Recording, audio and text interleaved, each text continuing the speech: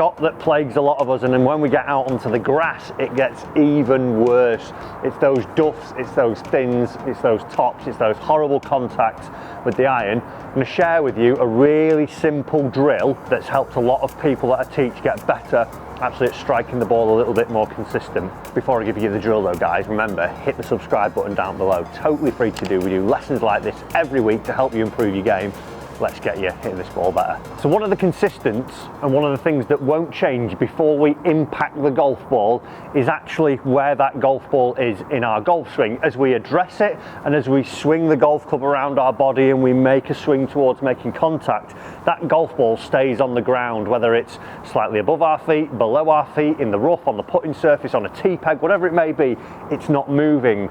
But one thing that is changing, that is making it very hard for a lot of people to strike the golf ball, is the level that they're working on. And what I mean by this is that if we just roll back the bad swing that I made, I purposefully, as I made the swing, actually stood up in my backswing. So as I address the golf ball, what we see is that there's some bend in my knees, I've got some angle in my hips, my spine's at a certain angle, and my head is on a certain level. So as I swing back, I want to try and maintain that as much as I can, because now I'm in the same position in terms of distance from the golf ball as I was at the start. As I come down, yes, I'm going to be shifting pressures, and yes, I'm going to be turning my body, but what will happen is that the right hand side for the right-handed golfer will actually decrease, but the left-hand side will actually increase. So the levels are staying pretty much similar as we're going through. But what a lot of people are doing, instead of swinging around the body, turning and rotating and shifting a bit of pressure,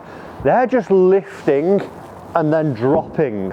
So if you're doing this, you've got to get that absolutely spot on to get a strike. Your timing has to be immaculate. Otherwise your strike is gone. Then we've got the duff, then we've got the fat, then we've got the thin. It's a real simple drill that I do with a lot of students. If you're at a driving range, you can do this in the mirror. If you've got a camera behind you, it will help you in that sense, because you can just watch yourself on the camera if you're doing it, just flip your screen on your phone. But even if not, you'll get the understanding and you will start to get the feeling. And it's just called the stop-start drill, and it will help you massively. You actually see some players almost do it when they actually make a golf swing. Hideki Matsuyama has this tiny pause at the top. We're going to make it a little bit more exaggerated. And all I want you to simply do is just make some swings, and what I would suggest is having some practice swings at the start where you wouldn't even need a golf ball. You're just going to try and actually get that nice little graze on the ground as your first point of contact. But what we want to try and do is create the angles in our body at our setup position, and then as we swing up to the top, I want you to try and stop at the top of your backswing and see if you still have these angles. If you feel now that your hips have gone towards where the golf ball would be, you'll lose the angle.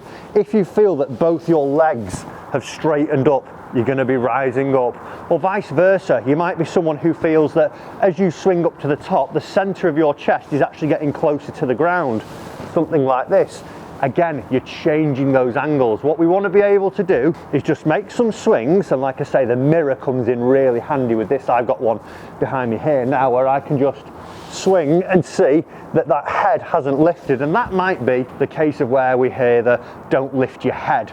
That might be actually what people mean. Instead of keeping your head down and just never moving, we're going to move the head throughout the golf swing to watch where the golf ball's going. But what we want to try and do is just make some simple swings. Up, 1, 2, 3, feel that you've kept the angle, down, and just get that graze on the turf. 1, 2, 3, I've kept the angle, down, and I start to actually feel that I'm maintaining these levels as I go through. Once you're confident with it, if you're at the driving range, I would suggest maybe hitting balls off a tee peg just to get your strike going. But you're going to do this, you're going to have this little stop in your swing and just feel and get a check that the levels are still there. So good setup, and I would maybe suggest a 7, 8 iron and do this, maybe working at 60-70% of your speed. You're not going full out. All we're trying to do here is just get a feeling for not losing all the angles in the backswing. So good setup. We're going to have that 1, 2, 3 pause to check and then sweep it off. So up, yeah, 1, 2, 3, and I get my strike, and I've actually got that ball away nice and crisp, because I've not been up and down as if I was on a horse trying to time that impact absolutely perfect. So once you're used to this, guys, up, great in the mirror just to give it a go. And it's one thing that I see so much that a lot of people are doing, are just working up and down instead of the rotation, and it really impedes that strike. So up, have the pause, 1, 2, 3, and then we start to get those nice little consistent strikes as we're going through. Once you're then confident with it, obviously we want to try and swing without the little pause, but just feeling that we're not losing any of those levels as we go through.